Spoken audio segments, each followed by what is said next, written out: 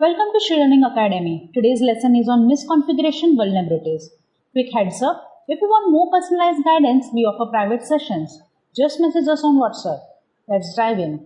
When we talk about misconfiguration vulnerabilities, we are really just talking about mistakes or oversights in the way a system, device, or application is set up.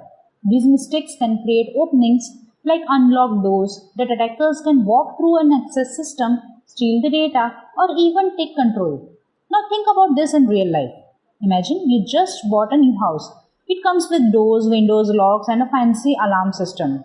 But when you move in, you never change the default code on the alarm system. You leave one of the back windows unlocked. And maybe you never bothered to set a password on your home Wi-Fi.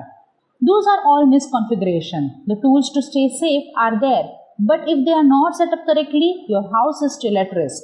That's exactly how it works in cybersecurity too. In the digital world, misconfigurations can happen almost anywhere.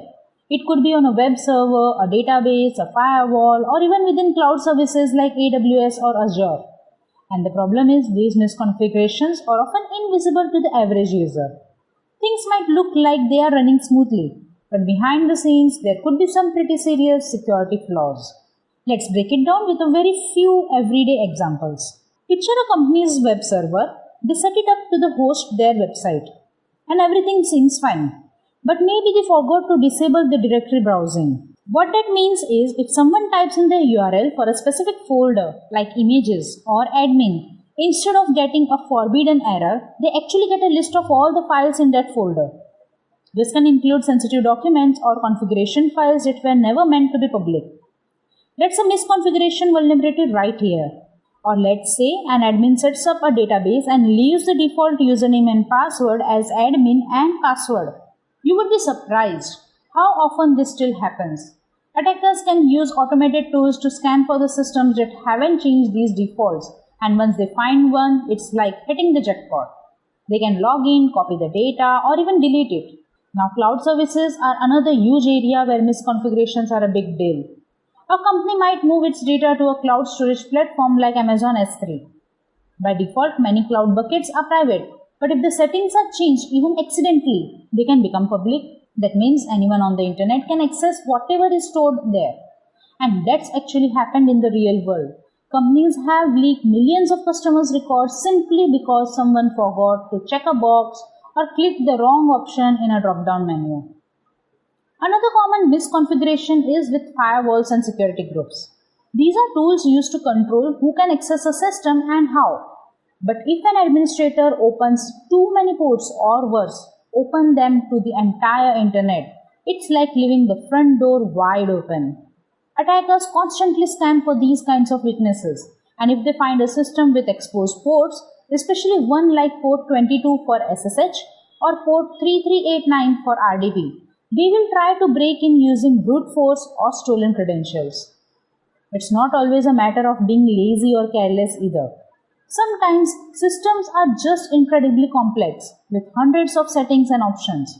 It's easy to overlook one small detail, and that one detail could make all the difference. Maybe an update changes a setting back to its insecure default. Or maybe someone new on the IT team doesn't realize how a certain feature should be configured. It happens all the time. And here's another twist. Sometimes the misconfiguration isn't in the system itself, but in how access is granted. Maybe users are given more privileges than they need. Let's say an intern is given administrator access to a system just because it's easier to set it up that way. If that intern's account is compromised, the attacker suddenly has admin rights too. And that's called excessive permissions, and it's another type of misconfiguration. Even logging and monitoring can be misconfigured. If logs aren't set up properly, an attack can happen and nobody even knows it's occurred. Or maybe logs are being created but never reviewed. It's like having a security camera that records everything, but no one ever watches the footage. In that case, the value of logging is basically lost. So how do you prevent these kinds of vulnerabilities?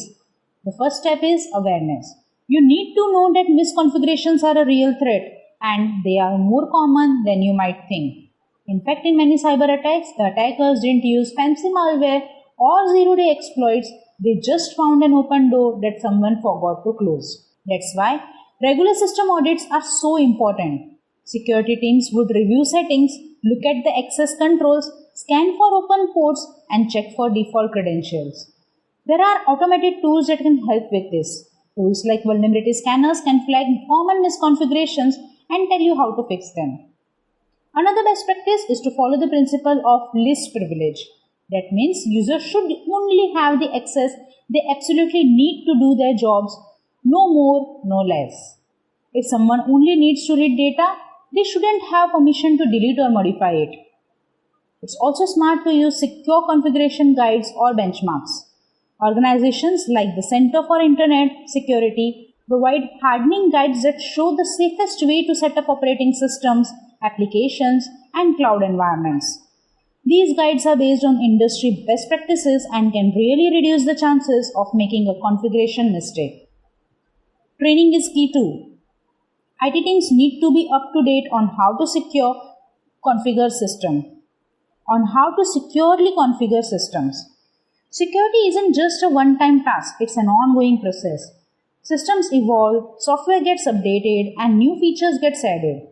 Each change is a chance for something to go wrong if people aren't careful. And finally, having a good change management process helps a lot. Before any major change is made to a system, it should be reviewed and tested. That way, if misconfiguration is introduced, it can be caught early before it becomes a serious vulnerability. Let's circle back to a house analogy. Think about all the small details you would check if you wanted to keep your house safe. You would lock the doors, close the windows, maybe install a camera. You would definitely change the default password on the smart doorbell.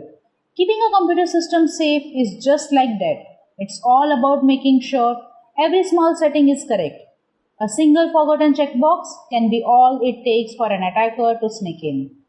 In the end, misconfiguration vulnerabilities might sound like a basic issue, but they can have huge consequences. They have been at the heart of the major data breaches, ransomware attacks, and even government-level intrusions. The scary part is they are often completely avoidable. With a little more attention to detail, some smart tools, and a strong understanding of best practices, most of these vulnerabilities can be eliminated before they ever become a problem. So remember, it's not always about fighting off hackers with advanced defense systems. Sometimes it's just about not leaving the gate wide open in the first place. Thank you so much for watching this video, and if you are looking for more personalized training, contact us on WhatsApp. We offer a range of theoretical and practical courses starting at just $99. You can also find a written explanation and a quiz on our website, link in the description below. Don't forget to subscribe for more useful videos and feel free to ask any questions in the comments. We are here to help. See you in the next video.